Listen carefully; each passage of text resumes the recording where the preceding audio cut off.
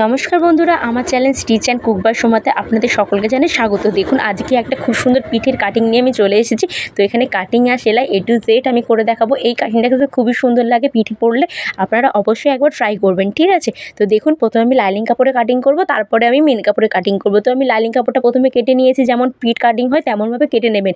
তো এবার হচ্ছে আমাদের মেন কাজ। তো এখানে দেখুন আমি দুশুত করে কাপড়টা প্রথমে দাগ দিয়ে রেখেছি।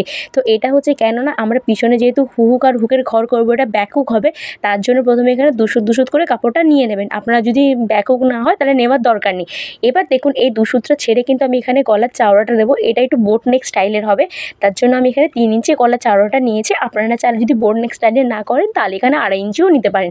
তো এবার দেখুন এখানে লম্বাটা নিতে হবে। তো লম্বাটাও আমি এখানে 3 ইঞ্চি নিয়েছি, কেননা এটা হচ্ছে 2.5 ইঞ্চির মতো হবে। তো হাফ ইঞ্চি যেহেতু পোর লাইনে চলে যাবে, তার জন্য আমি এখানে 3 ইঞ্চি নিয়েছি। তো লম্বা 3 ইঞ্চি এবং চাওড়া 3 ইঞ্চি নিয়ে আমি এটা বক্স করে নিয়েছি। এবার উপর থেকে এটা হচ্ছে মেন মানে আমাদের পিঠটা যে হবে ডিপটা, তো তার লেন্থটা নেব। তো আপনাদের পিঠ যা থাকবে তার সঙ্গে হাফ ইঞ্চি নিয়ে প্রথমে দাগ দিয়ে দেবেন লম্বাটা। এরপরে হচ্ছে এখানে আমি চাওড়াতেও কিন্তু 3 ইঞ্চি দিয়েছি, কেননা এখানে হচ্ছে পিঠটা আমার খুবই ছোট পিঠ হবে তার জন্য। এবার দেখুন ওটা করে বক্স করে নিয়েছি। এবার ওপরের দিক থেকে এরকমভাবে রাউন্ড করে ঘুরিয়ে দেবো। তো এটা হচ্ছে বোট নেক স্টাইলের হচ্ছে রাউন্ড শেপের, তাই জন্য আমি এখানে রাউন্ড করেছি। এবার নিচের দিকে শেপটা আমি প্রথমে দিয়ে দেবো। তো দেখুন আমি এরকম শেপটা করেছি, কত সুন্দর দেখাচ্ছে। তো আপনারা অবশ্যই একবার এরকমভাবে ট্রাই করবেন, খুবই সুন্দর লাগে। তো দেখুন এখানে আমার শেপটা পুরোটা দেওয়া হয়ে গেছে। এবার আমি এটাকে পুরো ধরে কাটিং করে নেব, ঠিক আছে? আর এটা হচ্ছে বোট নেক স্টাইলের হচ্ছে, তাই জন্য আমি উপর দিকটা কিন্তু 2.5 ইঞ্চি নিয়েছি, মানে টোটাল 3 ইঞ্চি নিয়েছি, কেননা হাফ ইঞ্চি তো আমার জয়েন আমি পুর লাইনে চলে যাবে তার জন্য। তো এখানে দেখুন আমি এটা পুরোটা কেটে নিয়েছি।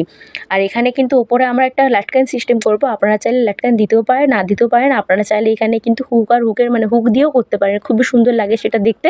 তো এখানে দেখুন পিঠটা আমি এখানে কাটিং করে খুলে দেখাচ্ছি, কত সুন্দর পিঠটা হয়েছে দেখুন। কিন্তু পিঠটা একটু ছোটো হয়েছে, কারণ আমাকে ছোটোই করতে বলেছিল, তার জন্য আপনারা চাইলে একটু খেলিয়েও করতে পারেন, আরও সুন্দর লাগবে। তো আর উপরের দিকটা দেখেছেন বোট নেক স্টাইলের হয়েছে রাউন্ড শেপের। তো এবার দেখুন এখানে মেন কাপড়টা আমরা কেটে নেব, ঠিক আছে? কেননা আমার যেহেতু মেন কাপড়টা পিঠের দিকে জয়েন্ট সাইড পড়েছিল, তার জন্য আমি এখানে কেটে ছাড়িয়ে নিচ্ছি। আপনাদের যদি জয়েন্ট সাইড না পড়ে তাহলে তো আর কাটার দরকারই নেই, কেননা আমার এখানে পিছনে হুক আর হুকের ঘর হবে তার জন্য। এবার দেখুন আমি কীভাবে সেলাইটা করছি। তো এখানে হচ্ছে আমার যে কাপড়টা রেখেছি, নিচের কাপড়টার উপরে মেন মানে লাইনিং কাপড়টা রেখেছি, আর নিচের কাপড়টা কিন্তু মেন কাপড়। তো ওই মেন কাপড়ে কিন্তু সোজা দিকের উপরে আমি লাইনিং কাপড়টা রাখবো, রেখে দুশুত করে দিয়ে সেলাইটা করে নেব প্রথমে। তো আপনারা চাইলে কিন্তু এরকমভাবে করতে পারেন। তো আমার ভিডিও যদি ভালো লাগে অবশ্যই লাইক করবেন, চ্যানেলটিকে সাবস্ক্রাইব করবেন নতুন ভিডিও দেখার জন্য। এবার দেখুন এখানে আমি কিন্তু লাটকান মানে জয়েন করব। তো লাটকান কীভাবে জয়েন করতে হয় আমার ভিডিও কিন্তু অনেক ভিডিওতে আমি বলেছি কীভাবে করতে হয়, সেখান থেকে একবার দেখে নেবেন। তো এবার দেখুন আমি এরকম নিচ থেকে পুরোটা সেলাই করে লাটকানটাও কিন্তু জয়েন করে নিয়েছি। এবার জাস্ট কী করব, লাটকানটাকে ধরে টানবো, টানলেই দেখবেন কাপড়টা কী সুন্দর পিছন দিকে চলে যাবে। তো তার আগে এরকমভাবে ছোটো করে কেটে নেবেন। তো এই কাটিংটা করবেন কিন্তু এমনভাবে কাটবেন যেন সুতোগুলো না কেটে যায়, এটা কিন্তু একটু লক্ষ্য রাখতে হবে। তো এবার দেখুন এরকমভাবে কেটে নিয়েছি, কেটে নিয়ে জাস্ট এই লাটকানটাকে ধরে টানবো, টানলেই দেখবেন কি সুন্দর লাইনিং কাপড়টা ভিতরের দিকে চলে যাচ্ছে আর মেন কাপড়টা কিন্তু উপরের দিকে রয়ে যাচ্ছে। তো এইভাবে করবেন, আপনাদের কিন্তু খুবই সুন্দর ফিনিশিং হবে। অবশ্যই একবার ট্রাই করে দেখতে পারেন কেমন দেখায়, ঠিক আছে? পিঠে কিন্তু খুবই ভালো মানায়, এরকমভাবে আপনারা একবার করে দেখবেন। তো দেখুন পুরো কাপড়টা আমার উপর দিকে চলে এসেছে। এবার আমি কি করব, এর উপর দিয়ে কাপড়টাকে সেট করব। প্রথমে সেট করে এরকম নখ দিয়ে কিন্তু ভালোভাবে চেপে দেবেন, তাহলে কী হয় কাপড়টা সরে যাবে না।